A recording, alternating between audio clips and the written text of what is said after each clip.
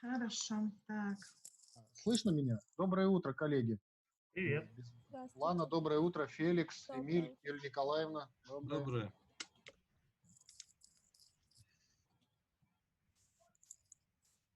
О, Владислав, доброе утро, не заметил сразу.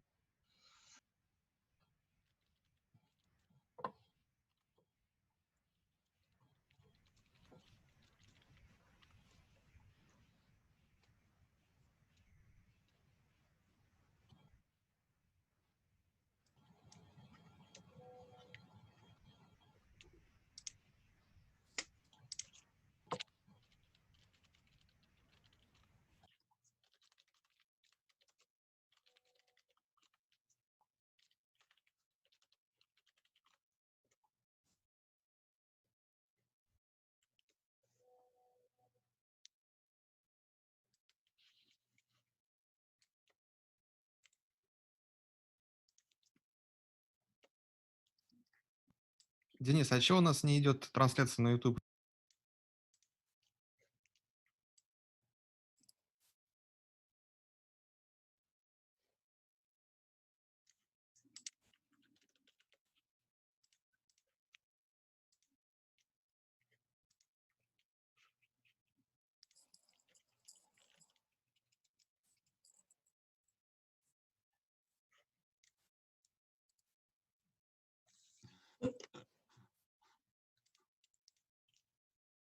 На главной странице не отображается на нашем канале.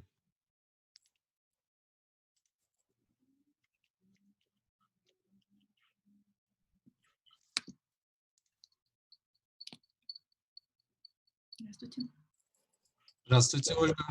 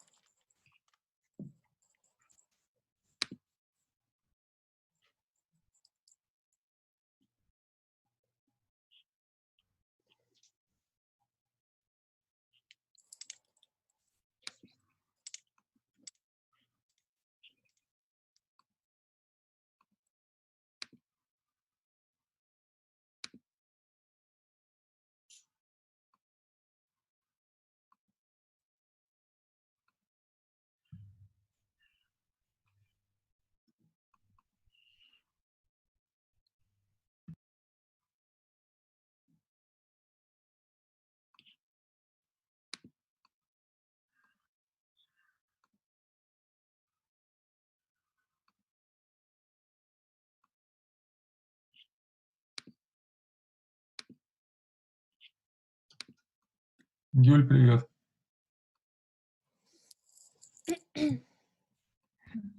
Добрый день. Добрый.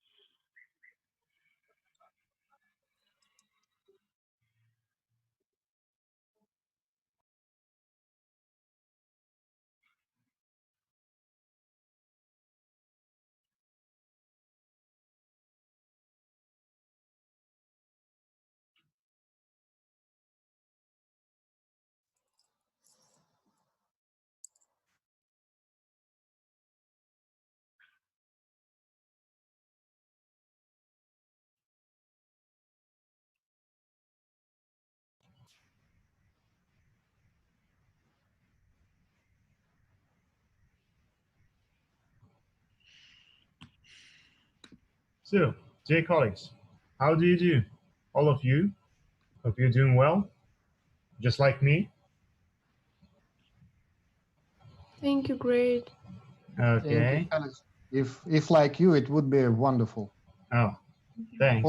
Positive and sunny. All right. So how are you dealing with the isolation? You still fed up of it? No? You want to be back to normal work? More than You- fed up. More than fed up. New opportunities and isolations at home Okay. to read, to write, to think about. Yeah. anything serious. You see, I think that now we live in a very interesting time because in this situation, information technologies, they actually show what they can do. Because without the internet, it would be impossible, right, to have such an interesting meeting. I agree with you. All Yes, right. imagine the same pandemic, say 20 or 30 years ago. Okay. Well, yeah, you're right. So let's start. Yulia Nikolaevna, please, your welcome word for us. Okay. Hello, dear friends. I'd like to welcome you all at our round table devoted to the main trends in changes and additions into modern constitutions of foreign states. First of all, I wish you good health, and we hope that you follow the basic rules during a pandemic. Wear masks, gloves, keep a social distance in order not to expose us all to additional risks. We decide to conduct our conference and round tables in an online format. Today's discussion is in English, which will allow us all to improve our communication skills of scientific topics in English language. Some of our participants refused to speak in English, but will listen to us on our YouTube channel. We will try to analyze the main trends of changes and additions to the basic law of foreign states. Today, we are going to discuss very interesting questions.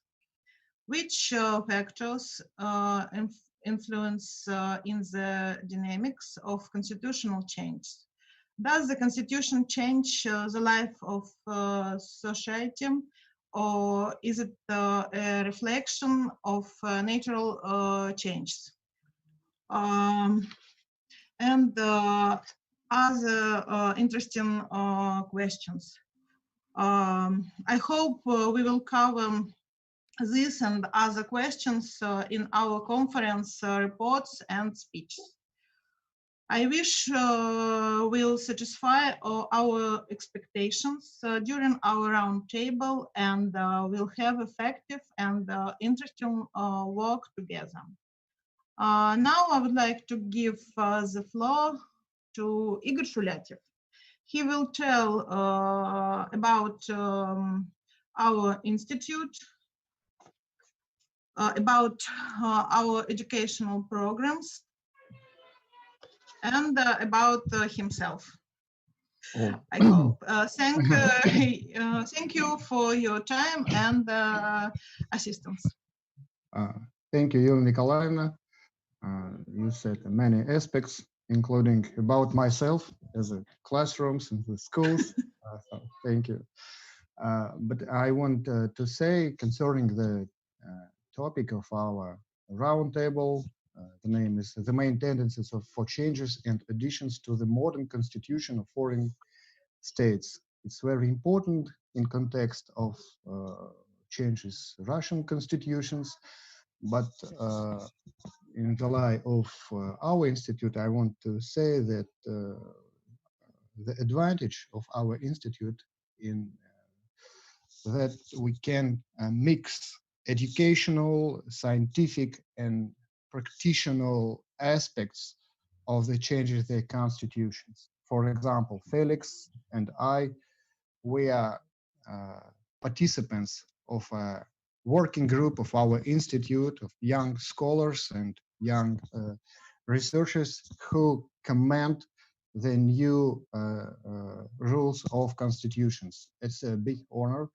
and we try to make a best for implementation such novels in the text of our constitutions.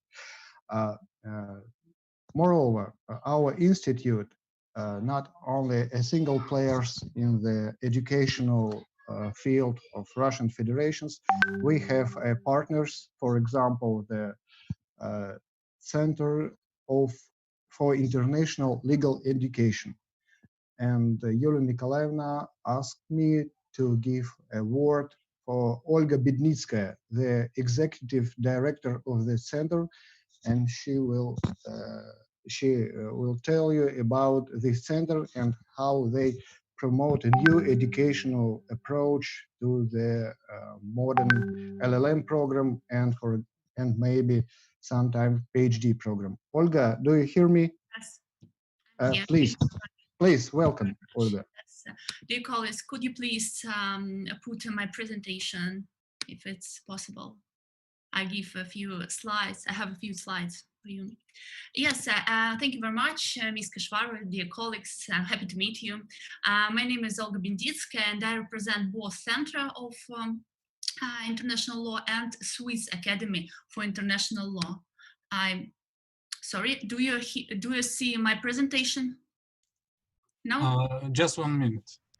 No problem. Yes. I will start, and you can put it slides. Yeah, we got it. Yes, we see.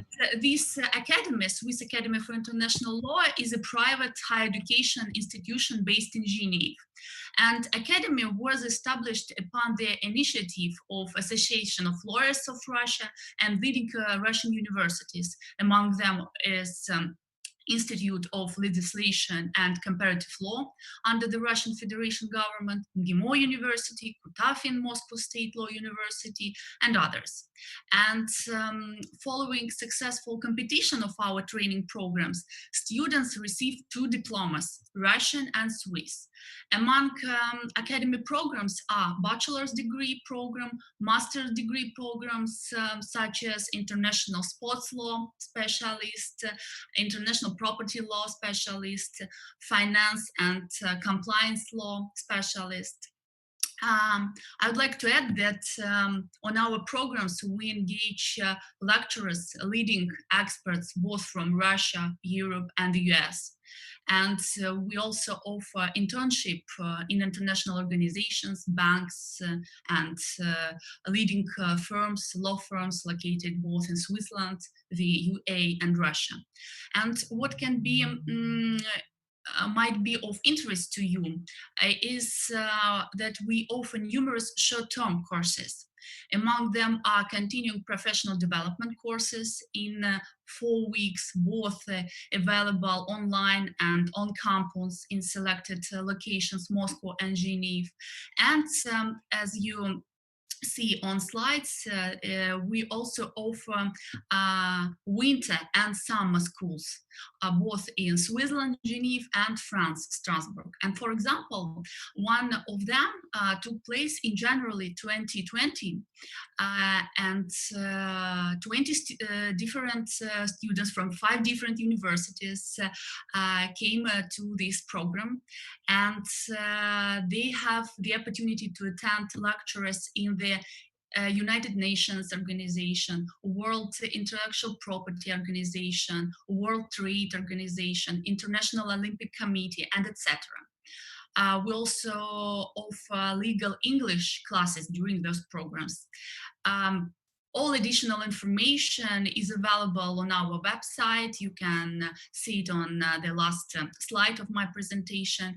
And please don't hesitate to contact me if you have any further questions. And we would be happy to welcome you at the Swiss Academy for International Law.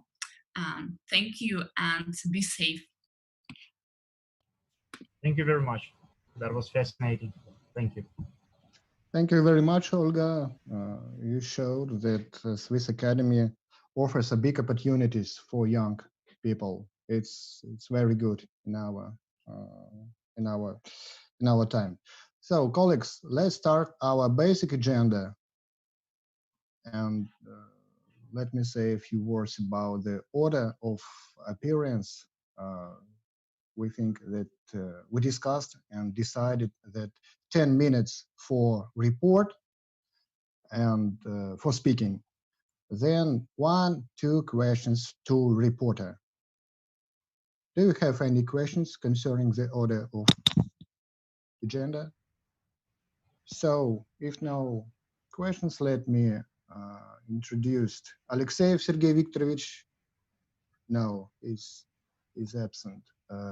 Troshinsky Pavel Vladimirovich. No, he is absent too.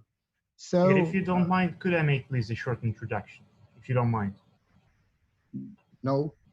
Okay, so dear colleagues, excuse me please, but I have to make an introductory word for our ongoing roundtable. So nice to see you all. Yulia Nikolaevna, Olga, Igor, thank you very much for saying your introductory words. It's very interesting and encouraging, especially if we talk about future cooperation. So thanks a lot. Yulia Nikolaevna, thank you very much for taking care about our health, because it is a very relevant topic of today. It's important to stay safe. So I would like to take a short recourse, a short introduction for what we shall be doing. Thank you, Igor, for talking about regulations. That's it. We actually give 10 minutes for a speaker to make sure that everybody will make it in time, because we have several speakers today. Just I confirm that if you have any questions to the speaker, you please feel free to ask them. We have free speech here, so no problem. Okay, and I also would like to ask you to send the main key points of your presentation or of your report to Lana, who is our coordinator. Lana, you are with us? Okay, I see you.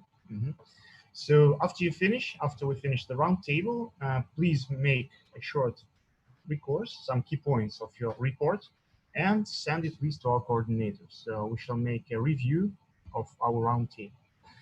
Okay, dear colleagues, so our today's topic is devoted to modern trends of mending, changing, altering foreign constitutions.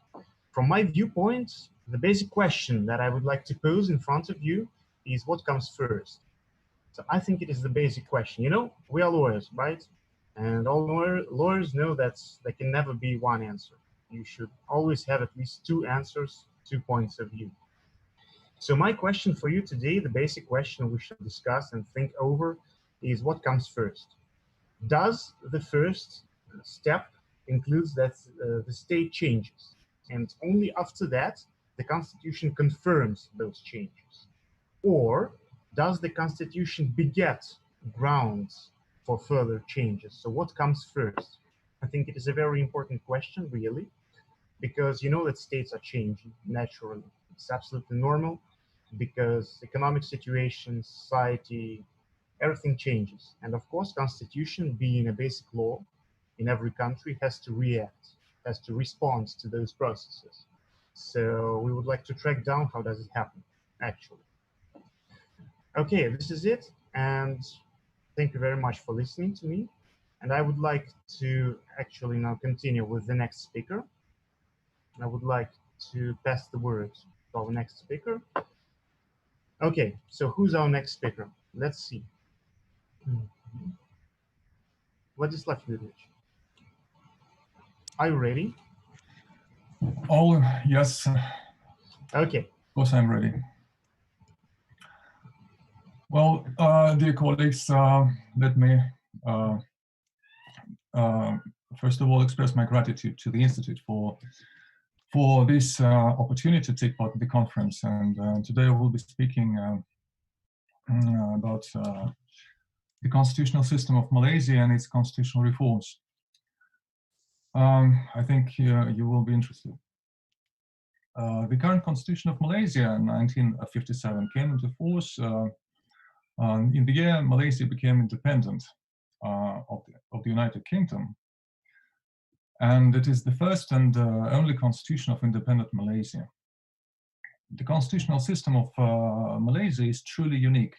It can only be compared to that of the United Arab Emirates. For Malaysia is a federal constitutional elected monarchy consisting of 13 states and 3 federal territories. and 9 of the 11 states are hereditary monarchies themselves. 7 are ruled by sultans, 1 by a Raja, and the ruler of another state has a traditional Malay title. Every 5 years, the 9 monarchs, who are collectively called rulers in English, which is one of Malaysia's 2 state languages, choose from their midst the King of Malaysia, who in the constitution is called either the supreme head of the federation in English, or in Malay, the Yang di-Pertuan Agong. These English and Malay titles are used interchangeably in the official English text of the constitution. In 1993, a very important constitutional reform took place in Malaysia, which was aimed at limiting the monarchy and primarily the judicial immunity of the rulers. Prior to the constitutional reform, the prosecution of the rulers and members of their families had virtually not been possible, unless they themselves voluntarily agreed to stand trial. In 1993, the 1993 amendments were inserted into the constitution of Malaysia at a time of deterioration of relations between the monarchy and the government, provoked by a series of criminal incidents involving the royals. The final straw was a series of 2 incidents that occurred in 1992 with the participation of the Sultan of the state of Johor and his son. The first incident occurred in June 1992, when the son of the Sultan of Johor beat the goalkeeper of the state hockey team after a match in which the team lost. After this incident, the Malaysian Hockey Federation banned the son of the Sultan from attending the hockey matches for 5 years. In response to this, the Sultan exerted pressure on the Department of Education of the state to issue orders to all the school hockey teams of Johor to boycott all the national tournaments.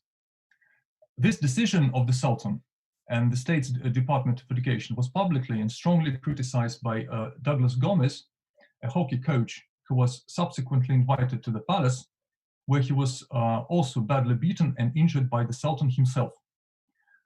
This incident caused a public outrage and served as a direct cause for the crisis of the monarchy and for the constitutional reform. The media labeled the incident as the Gomez incident. A few days later, there was held a special extraordinary session of the House of Representatives of the Malaysian Parliament, which passed a unanimous resolution on the need to limit the power of the royals. In the course of further discussions in late 1992, early 1993, there was prepared and passed a whole package of constitutional amendments limiting the monarchy and the judicial immunity of the rulers. The package included amendments providing for the creation of the special court. It is the official name of the court, the special court with a capital S, to whose jurisdiction the rulers and members of their families are subject, as well as the amendments restricting the right of the rulers to grant pardon to members of their own families and allowing commoners to criticize the royals without fear of criminal responsibilities, as it had previously been.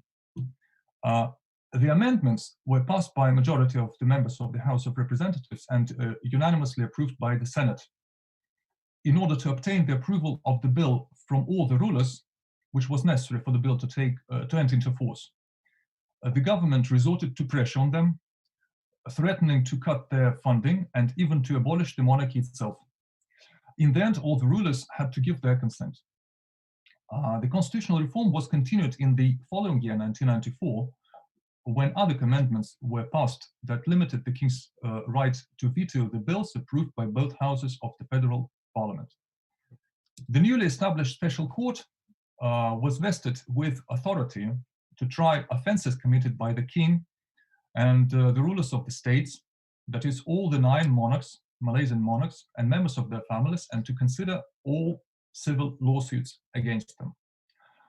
The new edition of Article 32 of the Constitution states that the supreme head of the federation, that is the king of the federation, shall take, now I quote, the Constitution, shall take precedence over all persons in the Federation and shall not be liable to any proceedings whatsoever in any court except in the special court established under Part 15. There had previously been no mention of the special court in the Constitution. The creation of the special court was a revolutionary and very important reform of the constitutional and judicial systems of the country. There was also inserted a new Part 15 into the Constitution called Proceedings Against the Young Députés Aragón and the Rulers. The special court consists of the Chief Justice of the Federal Court, which is equivalent approximately to the Supreme Court of most other states, who is the chairman, the chief judges of the High Courts, and two other judges of the Federal Court, either the Federal Court or one of the High Courts, appointed by the Conference of Rulers.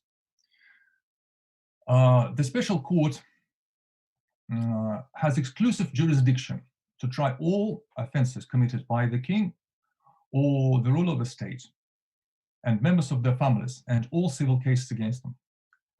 Any civil or criminal action against the king or the ruler of the state at the same time can be instituted only with the consent of the Attorney General. Decisions of the Special Court are final and shall not be challenged or called in question in any other court in Malaysia or elsewhere. Thank you for your attention. Thank you very much, Vladislav. It was very interesting indeed. So if you don't mind, I have just a short question. Yep. And so could you tell me, do they actually review the basic provisions of the federal constitution in federal states, in the states of Malaysia? Do they undercover it or make some development for them? What exactly do you mean? I don't quite get you. Yeah, as far as I understand, the federal constitution outlines several directions which further have to be reviewed by the subjects of the federation states. No? It is not. It doesn't so. work like that in Malaysia. No. Okay. Okay. Thank you. Okay. Does anybody have a question here? No questions. Okay. Thank you very much. It was very interesting indeed. Mhm. Now we proceed to the next reporter, Michurina Julia. Are you here? Yes, I'm here. Okay. Hello and Hello. welcome. Do you hear me? Yes, we can hear you, and we can see you too. Okay. I'm happy to greet the participants in our roundtable. Thank you for giving me this opportunity to speak to you today. Let's start. Dear colleagues, I would like to make some points of early traditions and constitutional modernization in the modern world. As you know, dozens of new wave constitutions were adopted in the 20th century. Constitutions adopted in the late 20th and early 21st century continue to be updated rapidly. As early as the 17th and 18th century, the first constitutions represented the basic law as an expression of the social contract between the state power and the people.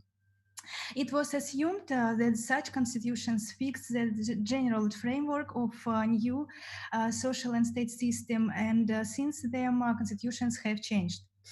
The main updates concern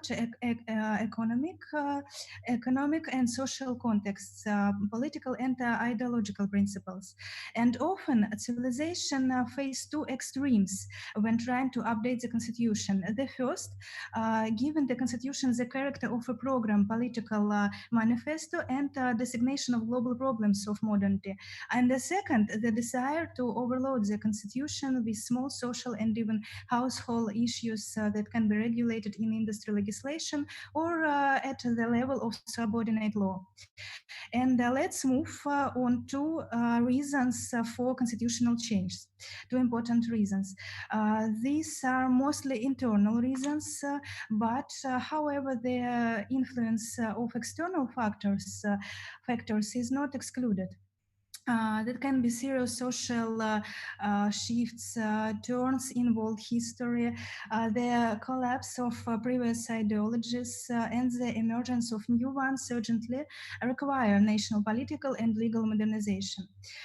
This happened on a massive scale in the mid-19th century, after the First and the Second World Wars, and in the 19th of the 20th century. The second decade of the 21st century was marked by the transition of mankind to the sixth technological order. And if you know, we can see that it is new era of artificial intelligence, biotechnologies, digital law, and it is necessary to update the constitution because it's concerned with these new challenges in the world. And relations between the government and society are changing. Let's look some examples of mass modernization of constitution in different countries. I would like to give you some examples of such countries like this Swiss constitution, Belgium, France.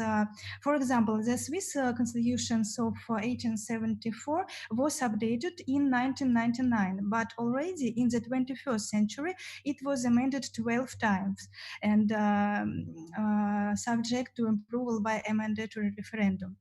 As for the constitution of Belgium in 1994 has been modernized more than 10 times, and changes and additions have been made to more than 50 articles of the new constitutions. Yes, in Belgium constitution, 50 articles changed. And amendments to the Constitution of France provide new powers of the President for the referendum, amendments to the status and powers of the Constitutional Council, changes in the judicial system, the emergence of new bodies, the Economic, Social and Environmental Council, and Defender of Rights, the great chapter on the European Union. The consolidation of social human rights is an important feature in almost all constitutions of the second half of the 20th and early 21st century. Moreover, most constitutions of the modern world now proclaim a social state with its most important social functions. And you can see that I would like to say about social norms. Social norms, it's this two important and I think most great changes in constitutions, in all constitutions of all countries, because social norms concerns with many values, families, values, and other. For example, social norms were widely adopted in the first post-war constitutions in Europe. It's Italy, Germany, France. Further, they were developed and expanded in a number of European constitutions of the 1970s, which consolidated the processes of political democratizations in Spain, Greece, and in Portugal. There are many similar provisions in modern European and Latin American constitutions on the role of trade unions, on support for people with disabilities, it's so important, on the promotion and protection of labor and all of its forms, on the protection of linguistic minorities, on the promotion of culture, science, technology, and freedom of science, art, support for entrepreneurship, on the protection of health as a fundamental right of the individual and guarantees of free treatment for the poor. The next, I would like to say about next value. It's nature. Nature, it's too mentioned in constitutions more and more often. The provisions on ecology and protection of the environment as a national asset are very diverse and lead to the emergence of many new constitutional norms. At the end of the 20th century, such original provision as the right of citizens to information, bank secrecy, protection protection of personal data also appeared. For example, detailed regulation of these rights and large-scale constitutionalizations of other aspects of modern development are widespread of the new constitutions in Latin America. And I would like to speak about the last value. It's sovereignty. Of course, it's there are many important provisions for constitutions in different countries and for Russia, but I would like to speak about sovereignty as main trends of changes in constitutions. One of the proposed amendments to the Constitution of Russia should be considered amendments related to Part 2nd of Article 80 and Article 83 as for Russia in the Russian constitutions. According to the first of them, the President of the Russian Federation takes measure to protect the sovereignty of Russian Federation, the independence and state integrity, and supports civil peace and harmony in the country. And similar provisions are contained in a number of foreign constitutions. Thus, the Constitution of Republic of China establishes own independent foreign policy and adheres to the famous 5 principles: mutual respect for sovereignty and territorial integrity, mutual non-aggression, non-interference in each other's internal affairs, relations based on equality and mutual benefit, and peace coexistence, the development of diplomatic relations, and economic and cultural exchange with other countries.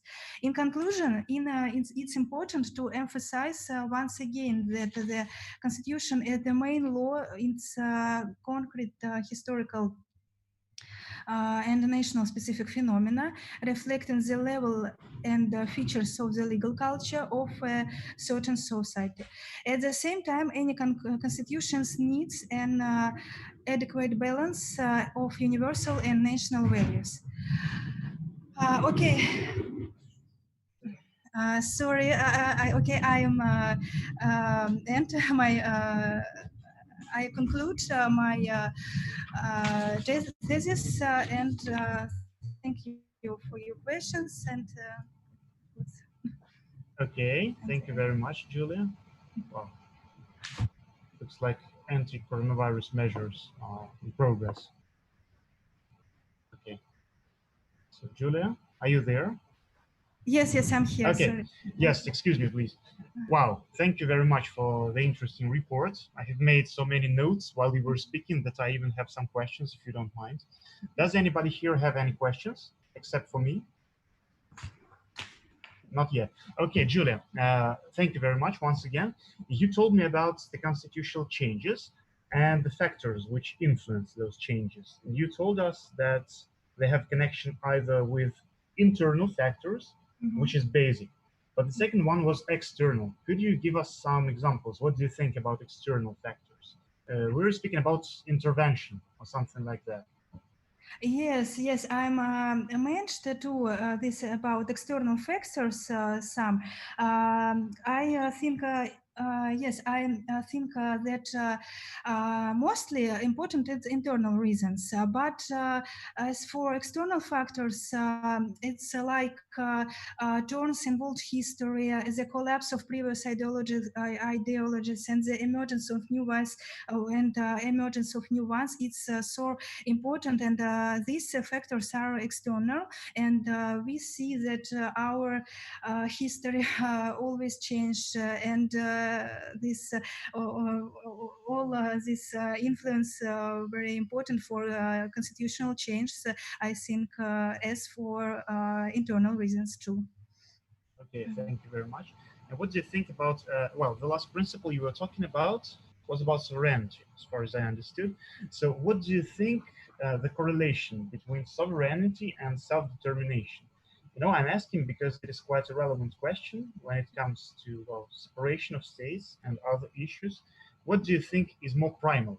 What is more important, the principle of sovereignty or the principle of self-determination? Just like a group of people decide to separate from the state, for example. But the principle of sovereignty won't allow them doing it. So how do you think It's the situation? it's an eternal problem. It's an eternal question. Yeah, but I'm asking about the opinion. I know that, well, of course, obviously, it's an eternal question. You cannot answer this question, but I'm asking for your opinion. What do you think? I think it's Viva Catalunya. Yeah. Okay, that's right. I think it's more important sovereignty because it's independence and state integrity and supports civil peace. And I think it's more widely. I don't know. Maybe maybe Vladislav Artyomov add to for me. Would like. Okay. Igor, excuse me, are you there with us? I just saw you a second ago. Yes, yes, I'm with Yeah, you. excuse Yes, me for dragging you, because okay. I wanted to ask you from the viewpoint of international law. What do you think about the I correlation? agree, I agree with Vladislav that these internal questions, what the balance between self-determinations and sovereignty, but for international law, we have some extreme aspects when people who live in some region of states can announce that they create, say, separate states. For example, the damage of human rights.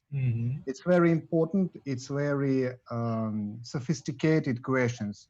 And in international law, we don't have any single decision on this issue. Always we need to see the concrete situation, concrete problems, because you know the Kosovo and the Crimea. In international legal aspects, it's the single situation. But for example, some countries, some states, some international organizations see the single situation from the other sides. It depends on its political interests. It's very difficult in international aspects, but Vladislav Artyomov is right when says that these internal questions and the states decide itself how to regulate these difficult problems. Territory, sovereignty, and the people who live in some countries. So it's my view. It's briefly say about it. And Thank you very much. And if speak about the report of Yulia, I see in the name of your report the word value. It's very modern modern theory that we need to see the constitutional text from the position of axiology, how to interpret, how to see, how to implement these values. It's very difficult. And I can say that in the Soviet times, it was a big discussions between Soviet philosophers about what values is and can answer on this, what value is. So it's a big challenge for constitution to use value theory for research. Thank you very much. So you consider it as well, it lies in the sphere of political matters, am I right? Political matters, absolutely. Political matters. Law and politics is a one time, one thing. So depend on your views how to see on the subject. Okay, thank you very much. Any more questions, dear colleagues? I have a remark. Okay, please welcome. Yes, I have a remark on the same topic. Yes, it's very interesting. It's very interesting, but I think that the balance of these two, well, kind of values or principles of international law, sovereignty, the general tendency, the general approach, the predominant approach in the world is that of preserving and supporting the sovereignty and the territorial integrity of countries. And I can make a couple of examples. One in Europe and the other in the Middle East. So we all remember. I just mentioned 5 minutes ago Catalonia. We all remember that the referendum, or some sort of referendum, as they called it themselves, that was held there. It was met with rejection in the European Union, and none of the EU officials expressed their support for that, and none of the EU institutes and organizations expressed their support for that, and they absolutely rejected it, and they absolutely expressed their support for the government of Spain, for the central government of Spain. That's the first example. The second example is that of the Iraqi Kurdistan. If we take Kurdistan, there was also held a referendum, I think 3-5 years ago, and it for a very long time it has been virtually independent from the central government. It has its own army and so on. In the end, they held a referendum, and they hoped for some kind of support, and for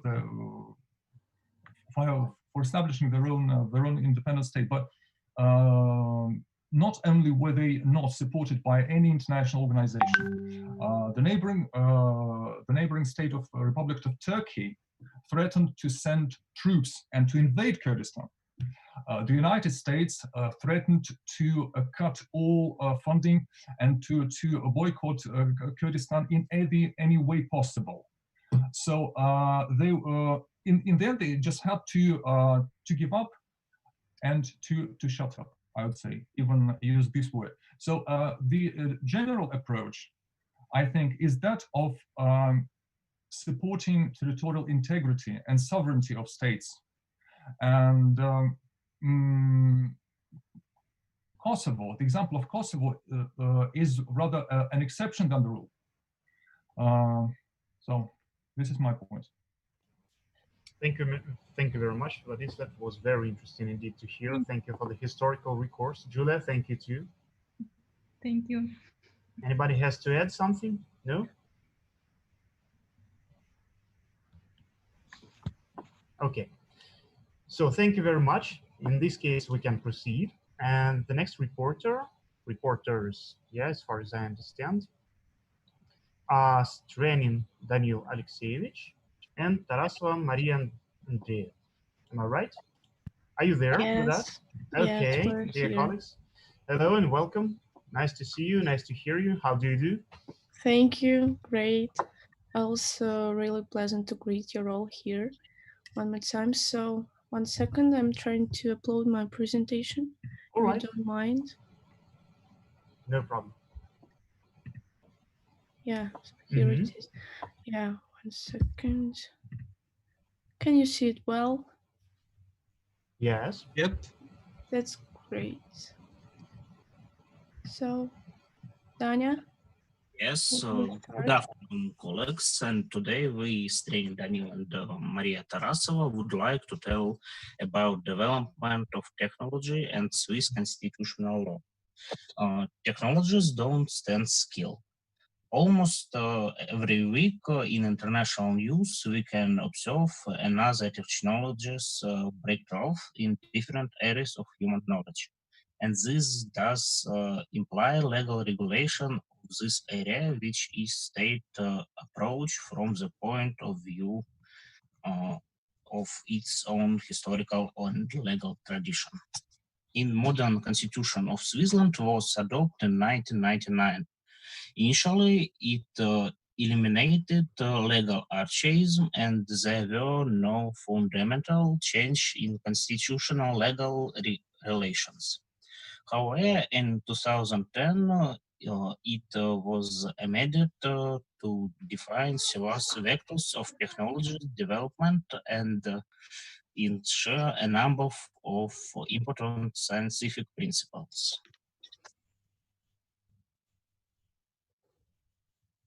Okay, so let me continue, please. Then we rush to the basic articles we have in Swiss Constitution. So the first one is Article 20 of the Swiss Constitution that guarantees a freedom. Yes, that guarantees a freedom and provides necessary foundation for the further development of science in the whole country. Also, the freedom is like a structure which is known to theoretical science, according to which, on the one hand, freedom just cannot be limited by actions of other persons, governments, authorities, and etc. And on the other hand, contains constitutional restrictions, which basically means that a constitutional freedom is limited by the constitution itself. And exactly these restrictions were introduced by the amendments in the constitution of 2010. So thus, Article 119 establishes the regulation that implies that a person is basically a subject to protection from abuse of reproductive medicine and genetic engineering. From the point of view of legal hierarchy, this rule is dictated by the principle of activity of the Swiss Confederation itself, according to which the letter stands for the long-term preservation of the natural foundations of life in a person. And this regulation demonstrates the hierarchy of norms in the Constitution itself, which in our humble opinion is quite logical. The principles of science in the state cannot just contradict the principles of the state itself. On the constitutional principles of science in Switzerland is the prohibition of cloning and interfering with hereditary material of human gametes and embryos. It's really noteworthy that in the issue of legal regulation of this topic, the main development trend in these temporary restrictions. For example, in Russia, the federal law on the temporary prohibition of cloning. And initially, Switzerland banned all kinds of cloning completely on this territory.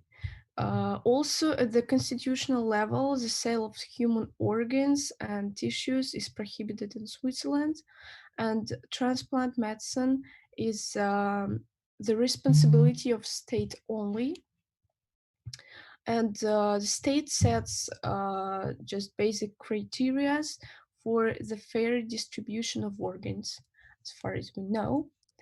Also, 1 second. So this indicates that the tendency in the development of constitutional legislation in the Swiss Confederation is to adopt achievements of modern science and establish foundations and principles of implementations, as well as set some limitations. However, all above mentioned legal restrictions on the freedom of scientific research are basically explained by the protection of the individual, his health and dignity. But nowadays, this will be the main trend in making changes to the Swiss constitutional legislation in the field of scientific knowledge. Despite the rapid development of medicines and modern generic technologies and other modern kind of sciences, the main object of protection in this issue is not the science itself, it's not the development of science, but the human himself. So that was all. Thanks for your attention. I guess Thank you very much. clearly understood our point of view.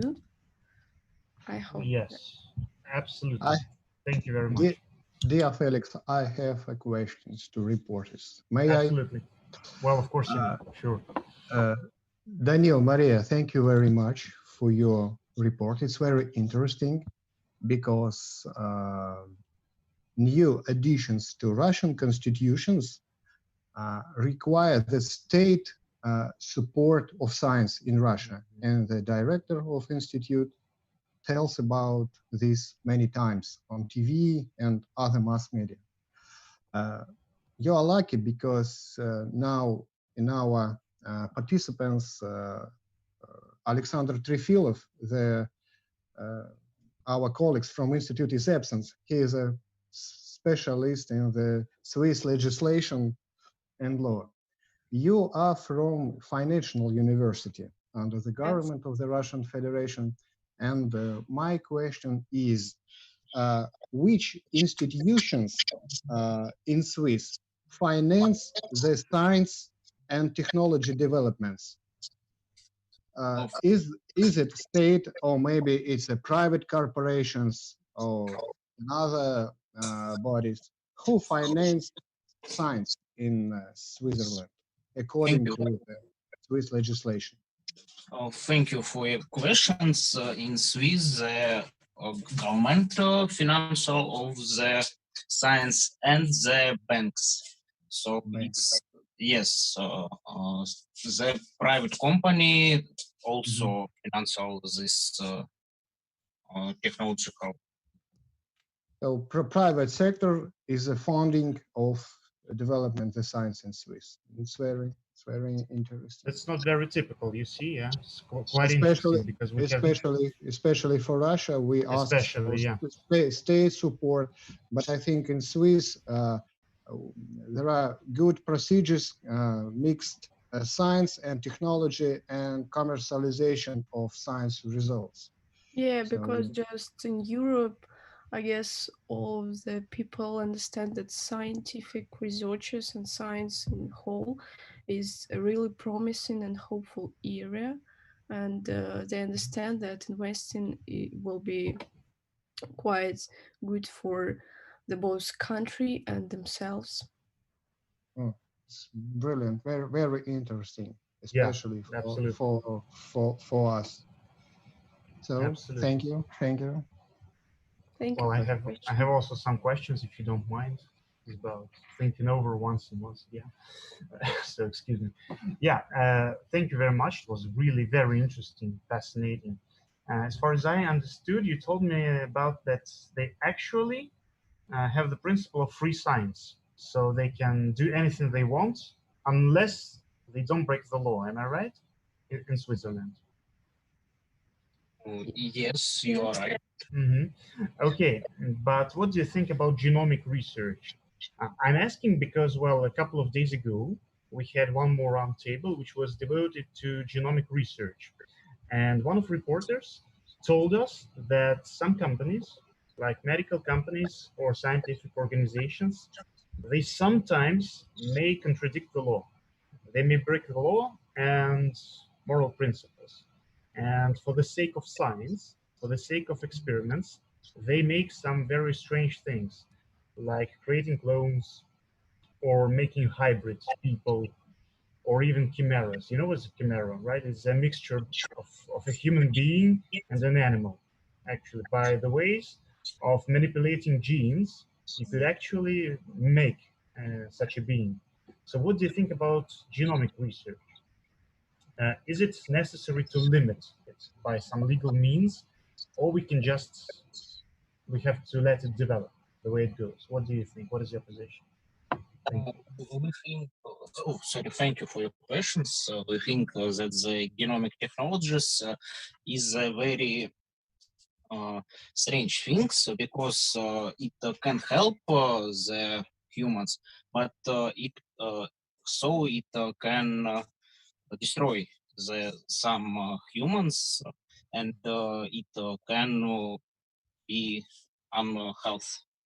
And we think that the company don't break law in this aspect, because it can be very dangerous for us. Yeah, so like such manipulations with generic medicine, so on and so forth, in some cases just contradicts the views, the ideologies, the principles of some people. So they are trying to oppose the development of this sphere. But nevertheless, I think that the development is inevitable, and we just we have to limit it in some cases, but the development itself, it should be undoubtedly. Okay, thank you very much. Excuse me, dear colleagues, we have a question from the YouTube. The question comes from Ms. Petrakova. She asks us, well, I shall read it. Thank you for the report. I know that in Switzerland, euthanasia is allowed, but cloning is abolished. What do you think about it? So what do you think about banning cloning, but allowing euthanasia? What do you think? What do you mean by euthanasia? Euthanasia is when a person can be killed, can be by certain medical reasons. Yeah, for I certain understand. medical reasons. Okay. Yeah, for example, if a person is suffering and it is considered more merciful to kill this person than to let it live and suffer more. Killing is not the most appropriate word. Voluntary dying, I would say. Voluntary dying, okay. Voluntary dying. Yeah, thank you. Voluntary or dying. medically assisted dying, sometimes Okay. called usually medically assisted. I guess this is question about humanization, because if we understand that a person suffers, so as far as I know, everywhere we also use such methods on animals. And in some countries, of course, this is considered to be cruel in some cases, but I think that a person is really suffering and he just wants to relieve. I guess, yeah, it's a really controversial question. So it goes back to humanization. So some people consider it to be really cruel, and others consider that to be the only way to relieve the suffering. I guess that these cases should be observed personally, like one by one. So we just can't say in whole about this method. So concerning like all of the operations, we just need to, yeah, I think we just need to observe each case personally. But I get that this thing should take place in our world.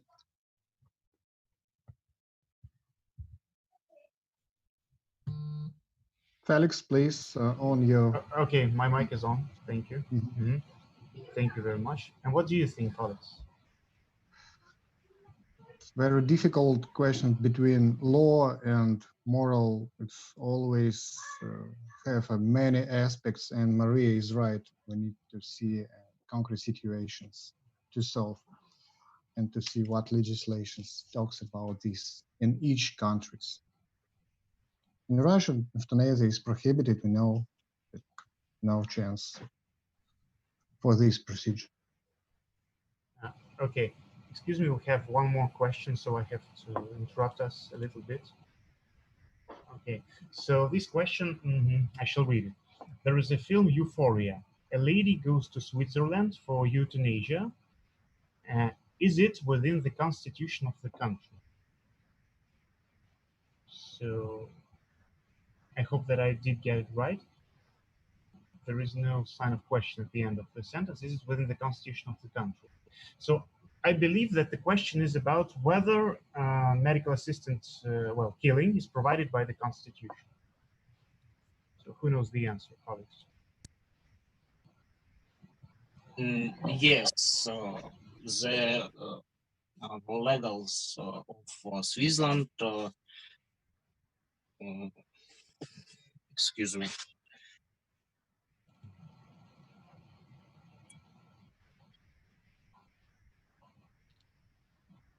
I guess they just provide such an opportunity, don't you think?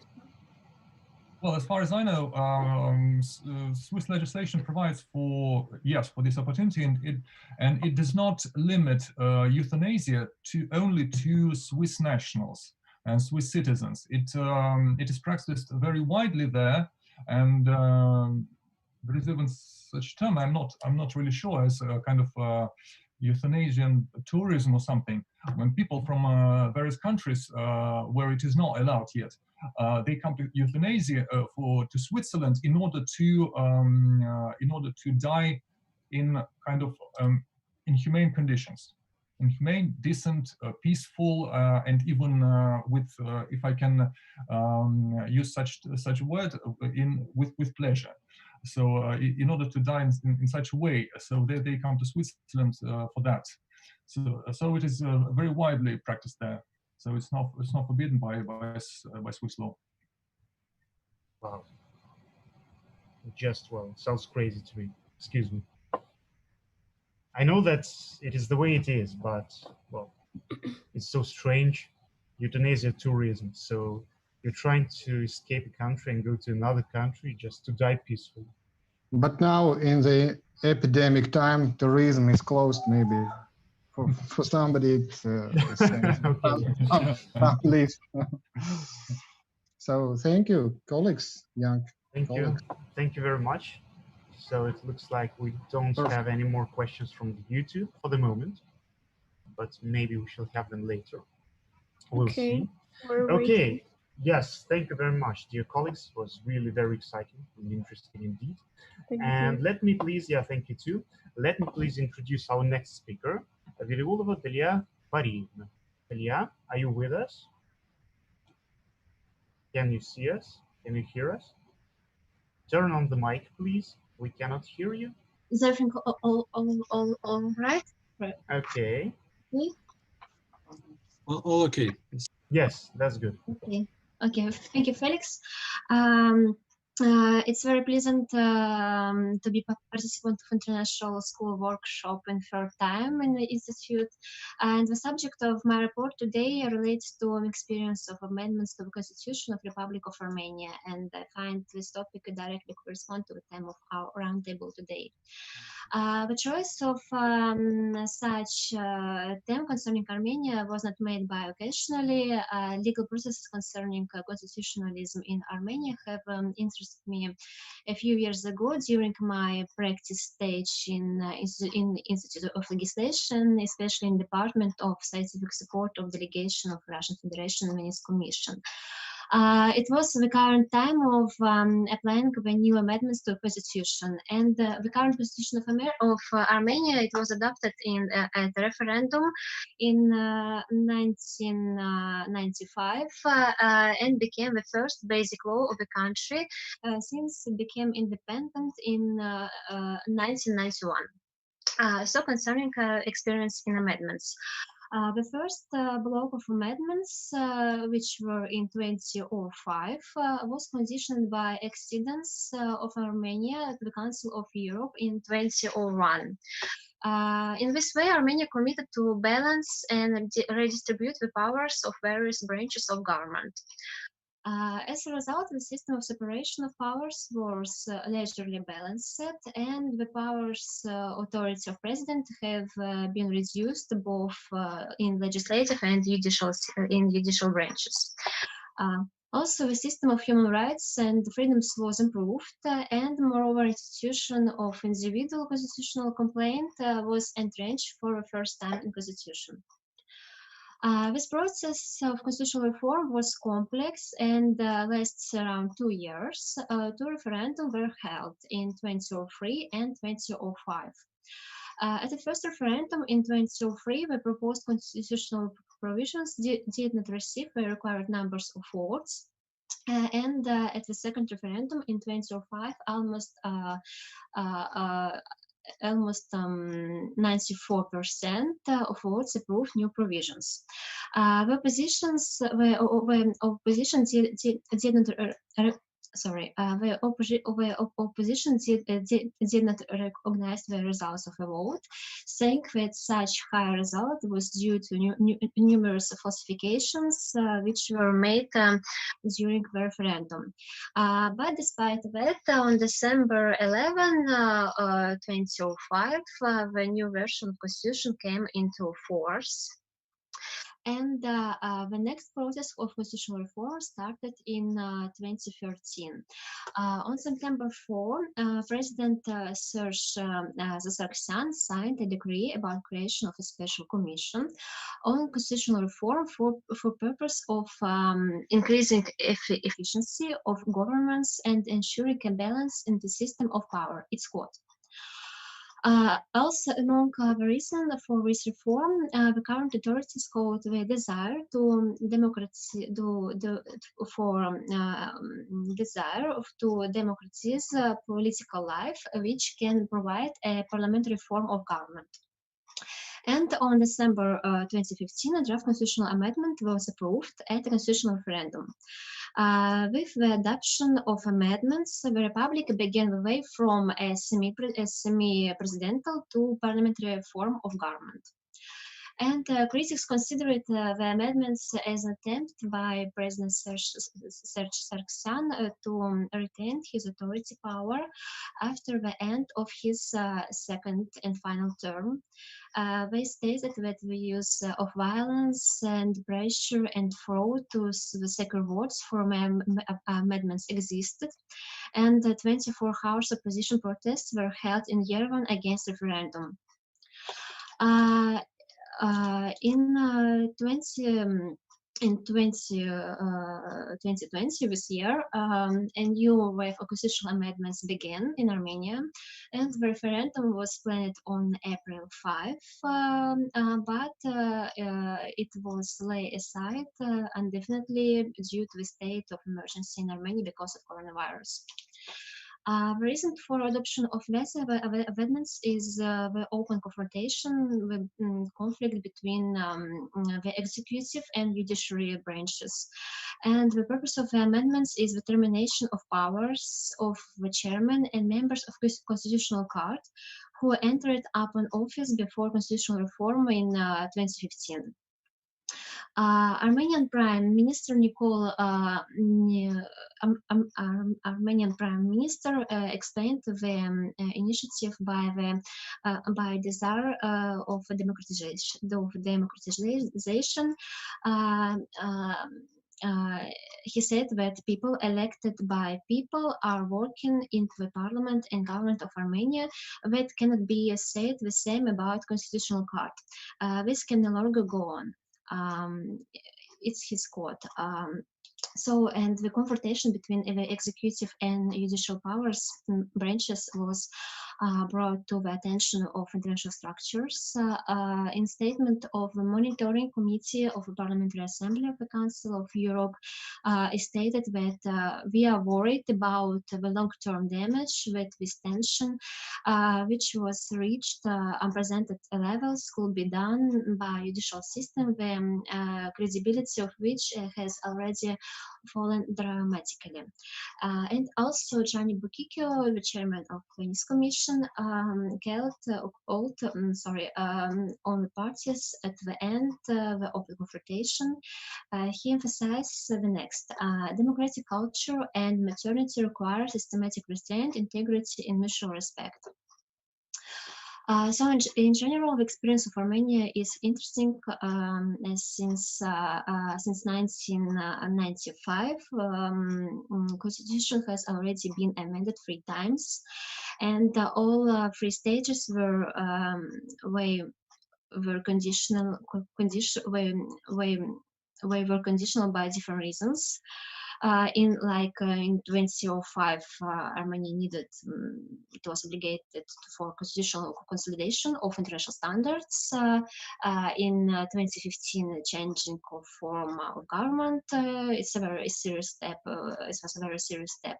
And in this year, the reason is an open conflict between branches of government. So it was my report today. So, and I guess this experience is useful in current reality of modern challenges for lawyers, for everybody who is interested in constitutional processes, as today is a part of our lives. And thank you for your attention.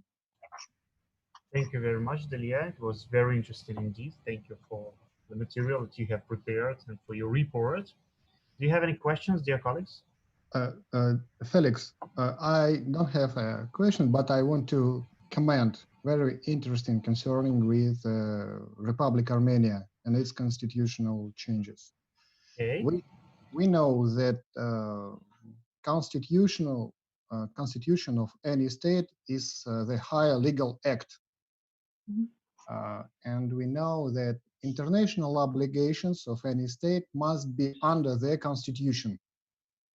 But if we talk about Armenia, we have a very interesting story. When Constitution of Armenia was changed, the Prime Minister take powers to participate as a head of state in the international organizations. And we know that Armenia is a member state of the Eurasian Economic Union.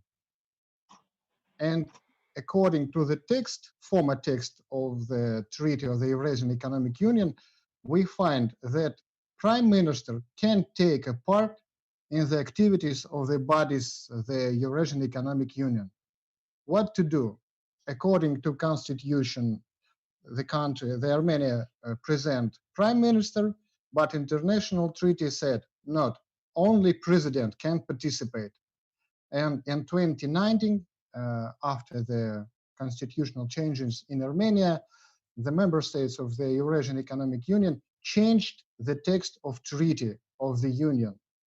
And these changes gave opportunity for Prime Minister to take a part and to present Armenia in the bodies of the Eurasian Economic Union. What such interesting cooperation between constitutional changes and the changes within the international treaties. Such a very example, according to Armenia, especially. So, yeah, thank you very much for the remark. It's really interesting indeed. So, and what is the basic procedure of making amendments to Armenian constitution? Do they all have to be taken at the referendum or not? It's a question for me. It's a question for everybody because I don't know the answer. So in Armenia, yes, in each stage, in 2005 and 2015, and this year it was applied a referendum for amending the constitution. Yes. Okay. Thank you very much. All right, Delia and dear colleagues, thank you very much. I think it was very interesting. Thank you for the foreign experience. We're big fans of foreign experience, you know. Okay, dear colleagues, it looks like we have some guests from foreign countries here at our round table. Am I right? Georg Stava and Angela D. Grigoriou. Colleagues, can you hear us? Looks like they don't hear us. Yes, I hear you. Oh, hello. Hello. Hello, Angela. How do you do? I'm fine, thank you. Where are you from?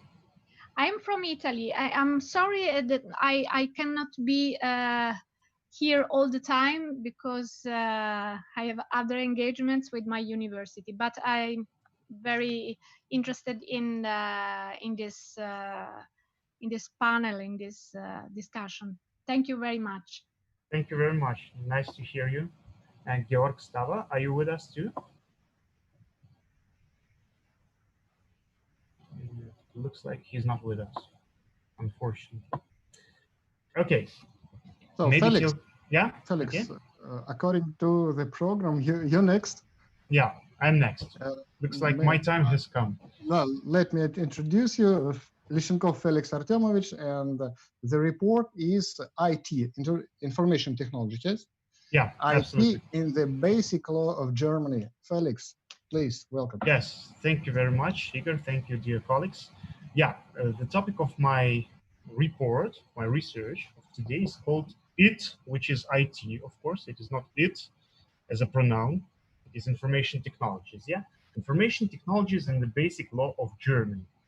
You know, I decided to pick this topic because right now our department is working over a scientific volume, which is called the digitalization of public administration.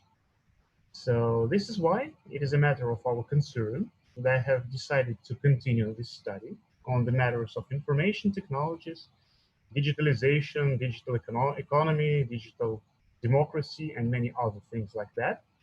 So basically, what I wanted to tell you is about the constitutional amendment. You know that information, well, it has become one of the general values in the modern world. It is not just only a method of communicating with other people, but it really is a value because information is being traded. It's being bought and sold every time. Protection of data is very important. Absolutely. Information systems, the provision of public services. And that is why some countries, among which there is Germany, they decided to introduce certain constitutional amendments connected with the use of modern information technologies. Well, of course, it is rather typical for some modern countries which already have high technologies to implement special legislation over these technologies. But some countries like Germany, they decided to create special norms in the constitution devoted to information systems. That's what actually happened in Germany about 2 years ago when they introduced the latest amendments to the basic law. You know that Germany, they have no constitution actually. They have what is called basic law, Grundgesetz, yeah? The basic law of Germany.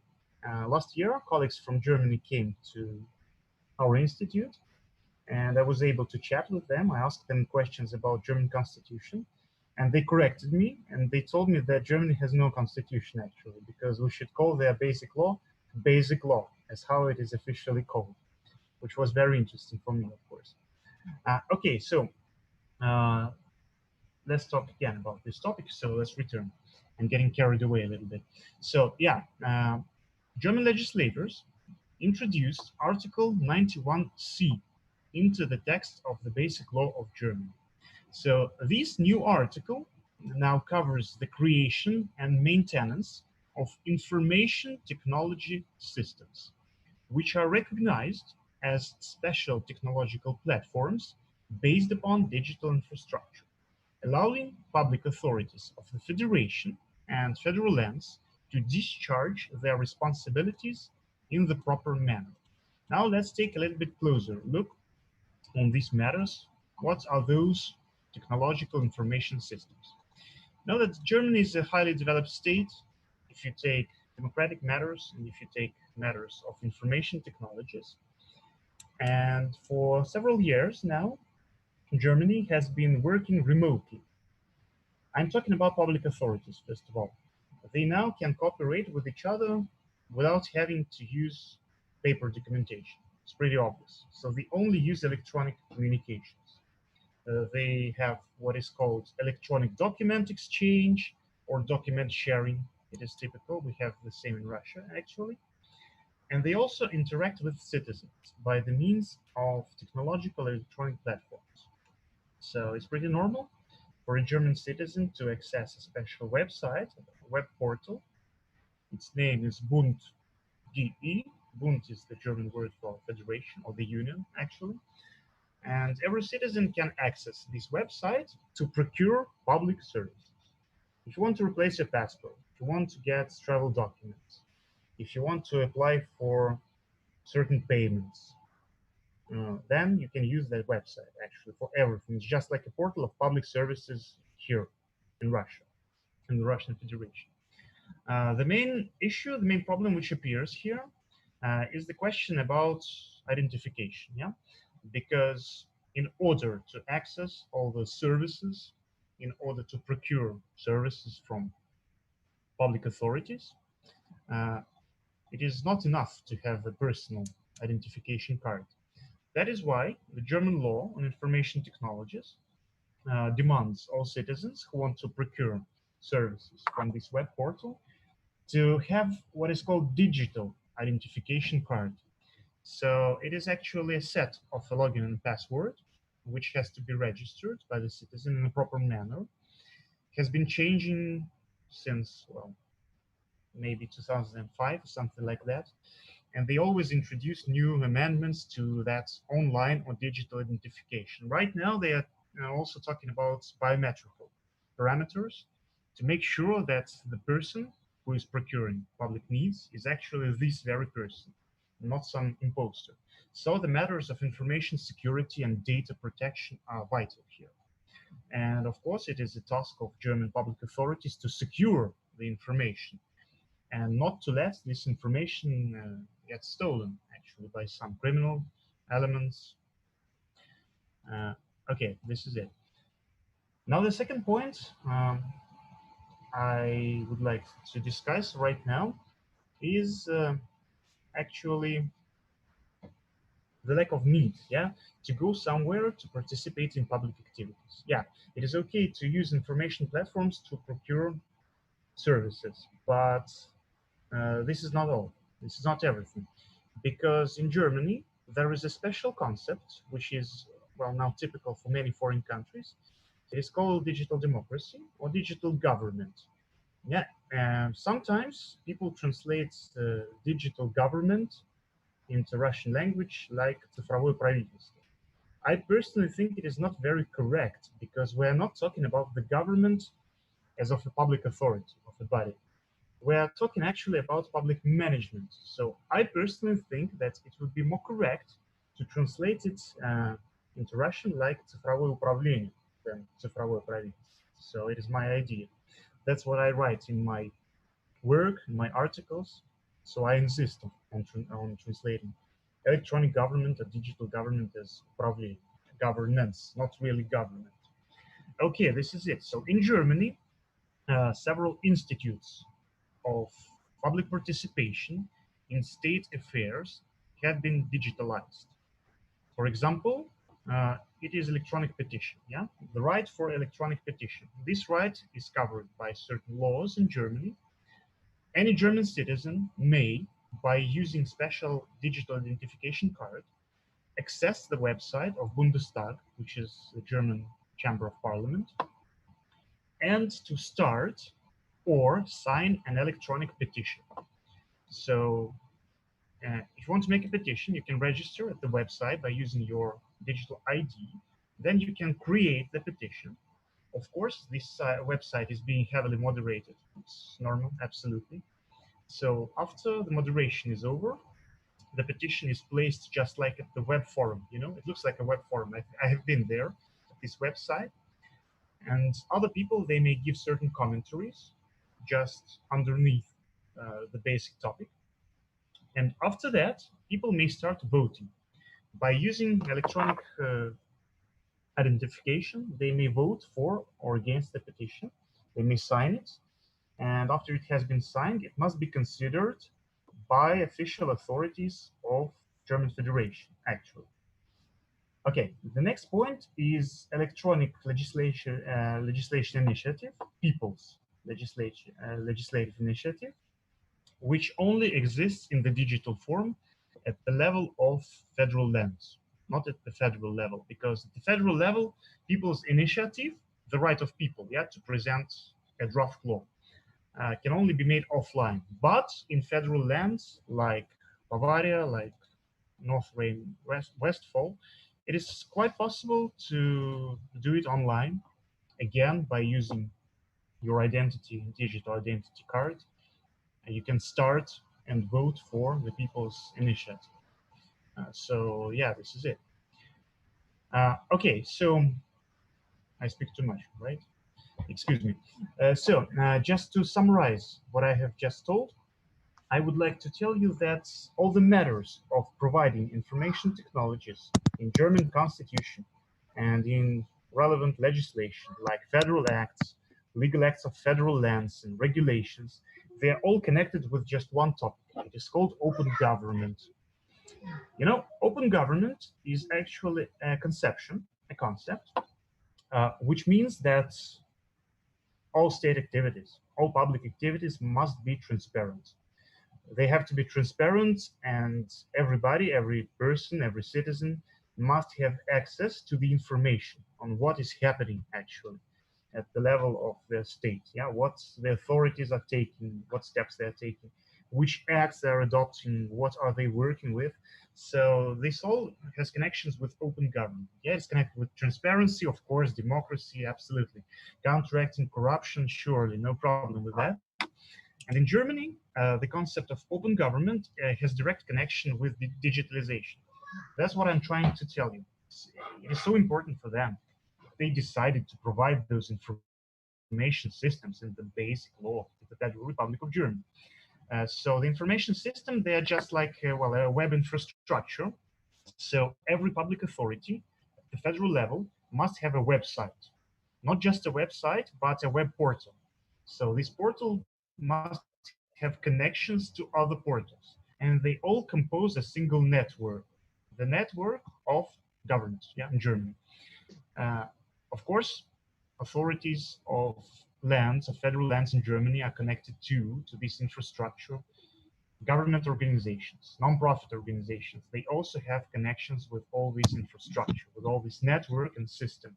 So it is a joint task of the federation and the lands to actually build this infrastructure, because you know it costs quite a lot. It costs a lot of money, so it's important to share the expenses. The federation doesn't have to pay for everything. So the costs, according to German constitution, yes, it is provided by the constitution, by the way, the costs are distributed between federation and federal lands by means of special agreements. So in order to build this information digital infrastructure, to make it work, to hire all necessary personnel to conduct this, the federation and federal lands have to pay. That's why they conclude a special agreement, which is called the Agreement of the Federation and Federal Lands, over the introduction, implementation, and operation of information platforms. Yeah. So they have to make an agreement. In this agreement, they actually determine the tasks. How does it work actually? Which tasks are prone to the federation and which tasks have to be solved by the federal lands. So this is the question. And then they also distribute the costs. Yeah. So how much has the federation to pay, and what is the contribution of the federal lands, obviously. Okay. So just summarizing what I told you before, it is a part of the general concept of open government, which is being digitalized. So every person would have an access to the information produced by public authorities. The concept of open government is connected with electronic government, of course, just as I told you before, and digital. You know, there is a big argument between lawyers and scientists which study matters of electronic government and digital government. The question is, what is the difference between electronic and digital? Yeah. So how do they differ, electronic government and digital government? And you see, there are many, many opinions towards this question. I personally think that they are the same, actually, because you know it is connected with signals. Yeah, electronic signal was developed by the end of 20th century, as far as I remember. Before that, there was analog signal. And of course, all modern technologies, they work on digital signals, not on analog signals, of course. Analog signals, it is what we humans acquire. We see, we hear, it is all about analog signals. But most infrastructure, computers, they work on digital technologies, absolutely. Digital technologies means, well, the sequence of digits between 0 and 1. So a signal is encoded into a sequence of zeros and ones, and this is called a digital signal, actually. That's why I personally think that electronic government is the same as digital government. And electronic systems is the same as digital systems because they all work on digital platforms and digital technologies. We cannot make them analog. It's just impossible. It would be a step back from the viewpoint of progress. All right, dear colleagues, so this is it. I hope it wasn't very boring. Thank you very much for paying attention to me. Do you have any questions? Thank you very much, Felix. We saw that you have a very deeply knowledge about your report. Dear colleagues, do you have any questions? I found the questions on our YouTube channel. Could you please read? From Miss or Mrs. maybe Petrikova.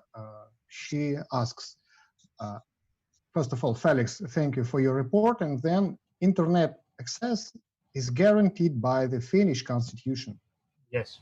Do you think we need to put to the constitution internet access is guaranteed? Felix, please.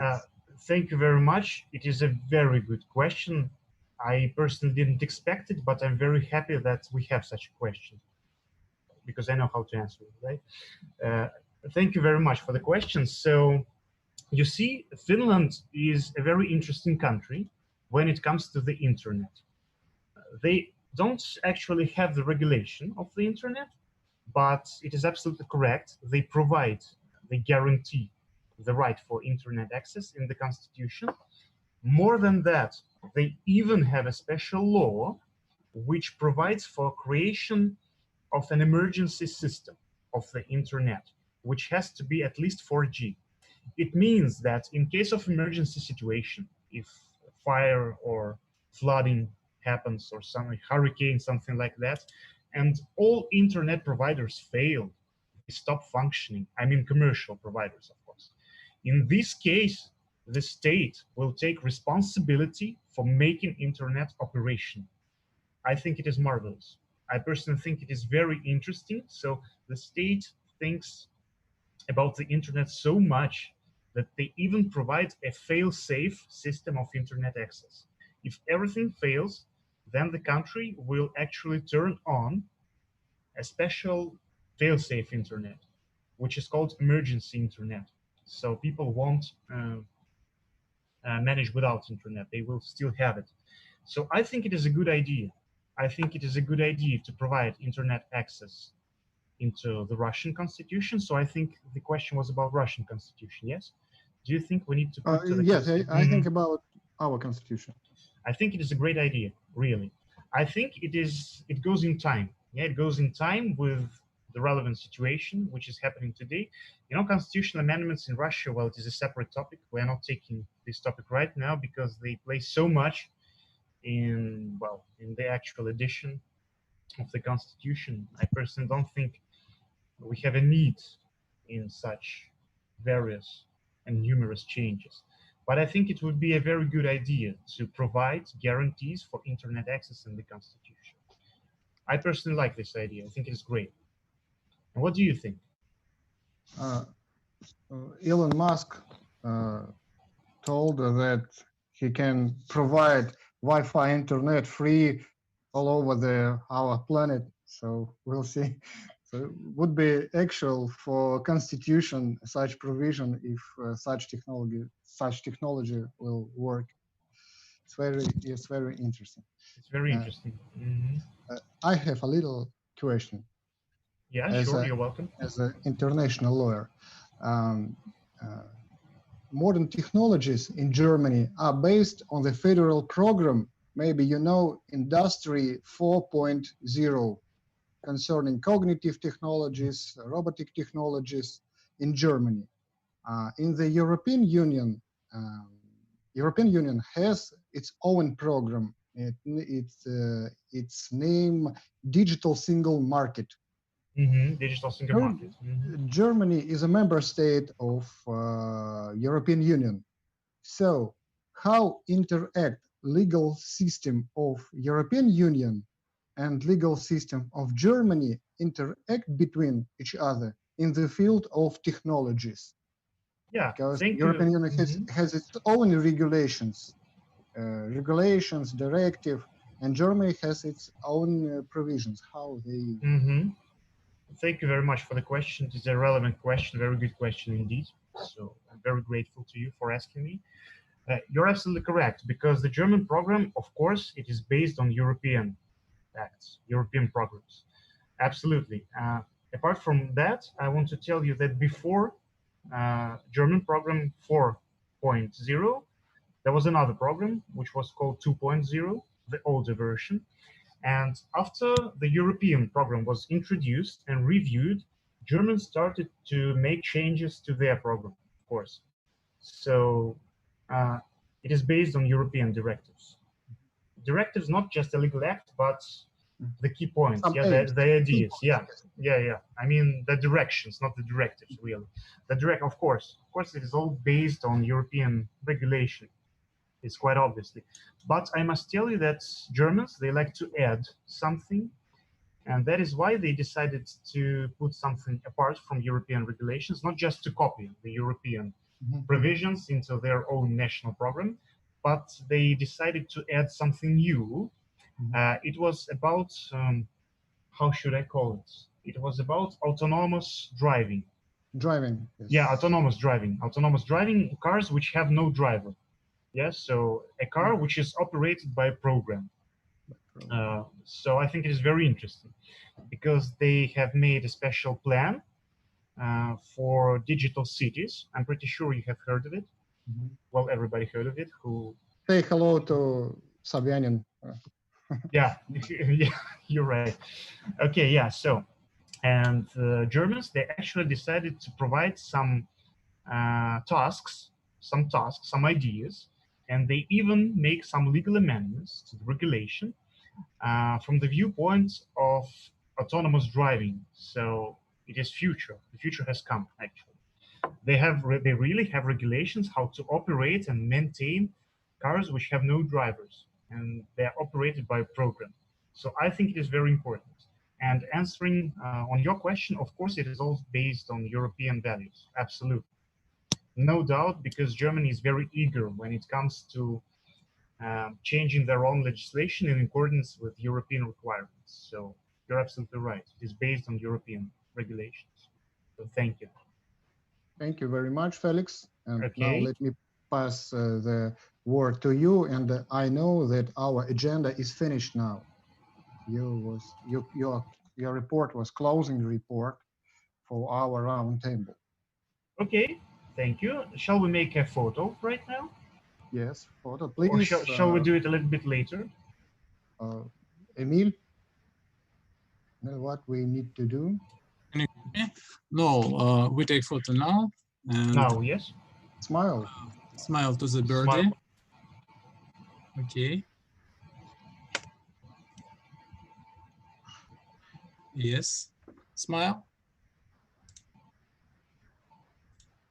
Not yet. Thank you. Okay. Okay. Oh, one more. Oh, sorry. I just confused it a little. Oh, okay, okay. One more, please. Yes. Sorry. 1, 2. Yep. Okay, you got it? Yeah. You got us. All of us. So, okay. Colleagues, maybe someone want to say any words, maybe any discussion, any opinion? I have some questions, as always, if you don't mind. Oh. Because we still have, well, about 15 minutes, so I think it will be good. Okay? Okay. So, answering the questions of our discussion, the first question was, which factors influence the dynamics of constitutional amendment? So I'm just summarizing what we discussed today. So we are thinking that external and internal factors affect greatly constitutional changes. Am I right? Does anyone have to add something? Talking about factors. So we're talking about internal and external factors. All right? This is what we propose, right? Right. Okay, the second question was, does the constitution change the society, or first the society changes and then the constitution confirms it? I think it is a very important question. It is the very question I asked just at the beginning of our roundtable. What do you think? What comes first, the constitution or the changes? Does the life change and then the constitution appears? Or does the constitution appear and then the life changes? What do you think? I think that this question is the name of other roundtable for discussion, because Currently. it's a very dialectic approach to this, and we see it on our constitution changes. That some results of social developments reflect in the constitutional text, and other way, constitutional changes make some social changes. Two sides. Thank you very much. Vladislav, what do you think? Well, I personally think that social and political and economic and other fundamental changes come first, and they are followed by legal changes and constitutional changes. Constitutional changes and changes in the legislation are sort of a reflection of more fundamental changes in society. This is my opinion. Thank you very much. Do you have other opinions, dear colleagues? No. Okay, so the next question was about it was about foreign constitutions, actually. So how can you determine the factors which influence constitutional changes in foreign states? To summarize what we told before, I personally think that one of the most important factors is the progress, because the progress is happening, and that's why constitutions are changing. What else do you think? Vladislav, your mic is on, and that's why I'm asking you once again. What do you think? Well, I think it can be very different, and it varies greatly. Depending on the constitutional system and constitutional traditions and political traditions of this or that country. So I don't think there are hard and fast rules. Different. Can be different. Yeah. So it is impossible to define some universal recipe. Yeah, absolutely. Universal one universal principle. No, probably not. All right. Thank you very much, colleagues. Do you have any other opinions here? We're welcome. You're welcome to speak. Maybe also like changes in points of views of people. So we're in modern world, we're becoming more humanized, we're becoming more tolerant. So it also influences. I see. So you're talking about psychology and ideology, am I right? Yes. Yeah, thank you very much. It is a good approach too. I appreciate that. Okay, so the next question was how constitutional changes are implemented. But I think that we have answered this question before. They're implemented in many ways. Yeah. Ilya and Vladislav, Mary, they all told us, Igor, they all told us about how the process is going on actually in foreign countries. So, First process is the basic is a social discussions about the changes. Do we need the changes? In what form? In what direction? It's main because people can speak their own opinion, their own view. It's very important. It make, in the best way, make people more closely for each other when they discuss their own future.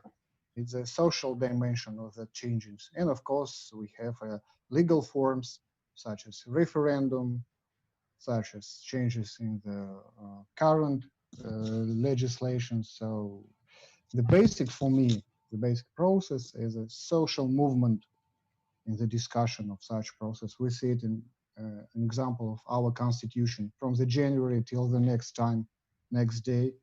we have a big discussion. Do we need or another implementation? For example, I have my own personal view on the changes concerning with international law. And of course, it will be stimulate big scientific researches and publication concerning with these changes constitution. Yes, absolutely. I totally agree. So I think it is very important to have social feedback before even trying to amend something. So I think it is important to assess the public opinion. So actually, are those changes necessary? Is it time to change something? Or maybe not. And one remark, during this constitutional process in our country, we can see directly how works state bureaucracy in the constitutional changes. Very difficult, very hard. Many officials don't accept such new regulations, new forms. It's very important because it makes state closely to people, because main functions of state is to serve of its people. Yes, so I totally agree. Thank you very much. It is very good and relevant. Thank you very much, dear colleagues. Okay, we have 3 questions left. Question number 1. Should Russian politics follow the example of foreign politics in making constitutional amendments? What do you think? Or does the Russia have its own way, as we like to say it? Yeah. What do you think? Do you think it is possible? So the first question, do you think it is possible to use foreign experience of constitutional amendments in the Russian? Please, young colleagues, it's very interesting to hear your views. Yes, it's absolutely. not the workshops now. It's your opinion as a young professionals. Yes, it is just an opinion. Big legal process, of course. So what do you think? I guess we just can't, in some cases, ignore the processes like globalization, for example. And we understand that nowadays more and more countries are being integrated and collaborate with each other. So I think we should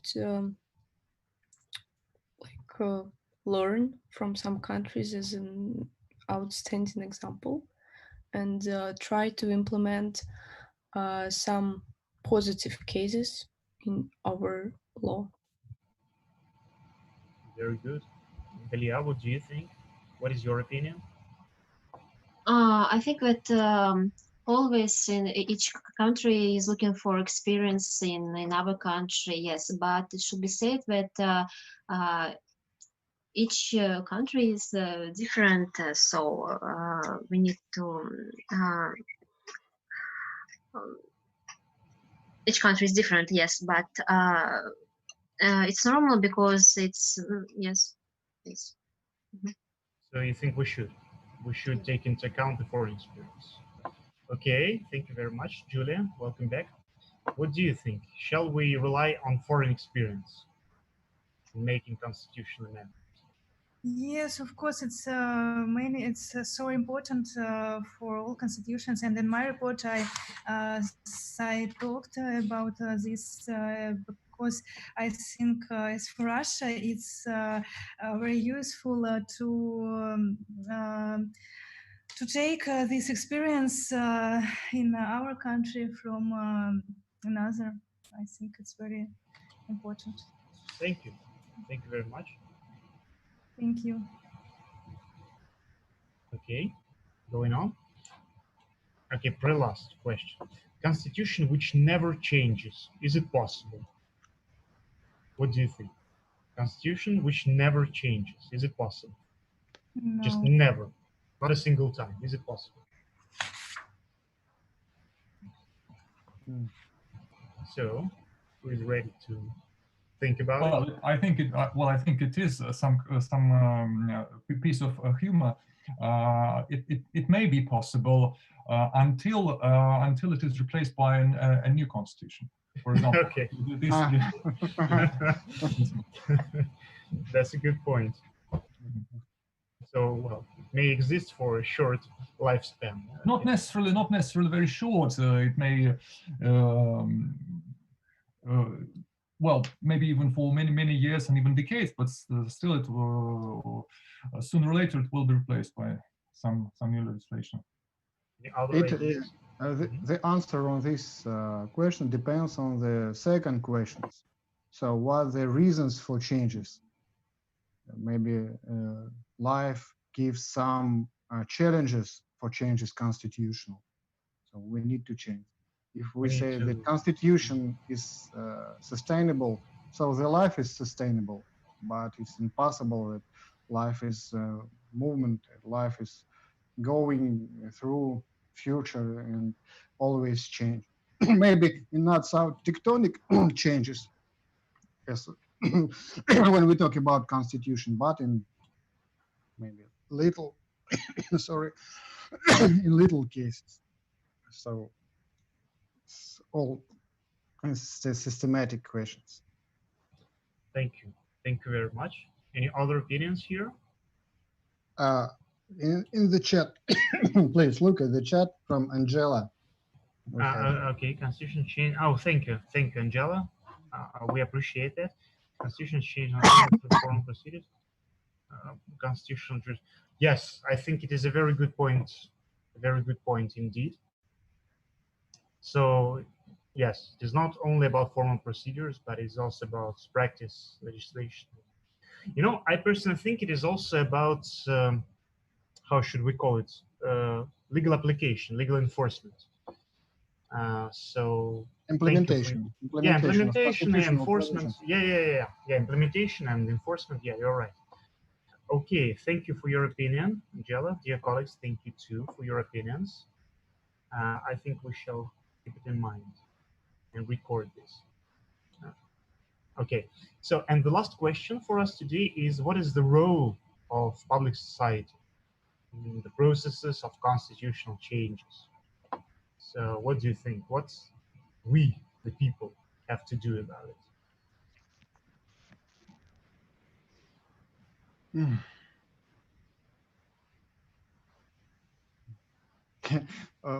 Vladislav is smiling, and I think I know what he's about. You know why? Yeah. No, I'm smiling because a suspicious silence fell. So, well, that made me smile. Well, the question is not easy to answer. Well, yes, on the one hand, of course, public society is, well, its role is, well, should be, at least in theory, be great, be crucial. Well, yes, but it depends on the political traditions of particular states, whether public society is kind of well developed in that country or not. In some third world countries or dictatorships, there is no public society, but still they have constitutions, and constitutions are changed there, they're amended. So what public society are we talking about? So again, it's kind of a philosophy. Everything is relevant. I want to support Vladislav. Today we discussed the Swiss constitution, and we know that many issues concerning the constitutional provisions are decided in Swiss by referendum. So all time citizens are main participants of that changing. And Vladislav said that we have a dictator's constitution when the citizens are formal participation. So it's really very philosophical question. Yeah. Okay. Thank you very much, dear colleagues. Do you have any other opinions? Young professionals, please. What would you say? You agree with that? They like the dictators' constitutions. Oh, okay. Okay. They like to listen. Let them like it. Okay, it was a joke. Yeah, okay, dear colleagues, thank you very much for the participation. I have a last request. Lana, are you with us? Lana? Yeah, I'm here. Hello. Yeah, so hello once again. Dear colleagues, I'll ask you to send your short messages, your key points, the key points of your report to Lana. Is it possible, Lana, to organize? Yes, of course. Technically. So could you provide us with your contacts? Yeah, I'll write it down. Okay, you will write it in the chat, right? Yes. Okay, dear colleagues, please pay attention to the chat because now Lana will send us her contacts and you can actually send the main points, the thesis of your reports. So we shall include you in the general report. You will see it, find your name, and understand how clever, good, professional you are. So, because you are professional. Angela, you are here? No? Okay. Yeah, we have it. So do you see the email here in the chat? All of you. You see it, yes? Okay. Very good. So, dear colleagues, in this case, thank you very much. I think the time has come because we are actually discussing this for 2 hours yet. The time is over. Thank you very much for your attention. It was a great experience to share our opinions, to discuss, to speculate, to think, to propose something new. And I'm really glad that we had such an interesting meeting today. Let's hope that this will actually be a good tradition for us, and we shall meet more and more to discuss some more interesting topics. Thank you very much. I appreciate your participation, your knowledge, your skills, your spoken skills. You all did very well. I'm just amazed on how well did you perform, all of you. So thank you very much. Hope to see you again. Thank you, Felix. Thank you. Thank you too. Thank you. Thank you. Bye. Bye-bye. Experience, and of course, I'm looking forward to the further cooperation, the collaboration. Sure. Thank you so much. By the way, I have a small question. Where can we check out our recording? Somewhere on the YouTube, as far as I understood. Yes, on YouTube. And what should I fill in the browse form to find it? Maybe we could provide you with a link to the YouTube. Oh, okay. Is it possible to transmit the link? Yeah, I'll send you, the link a little bit later. Okay, thank you. I'm waiting for it. Okay.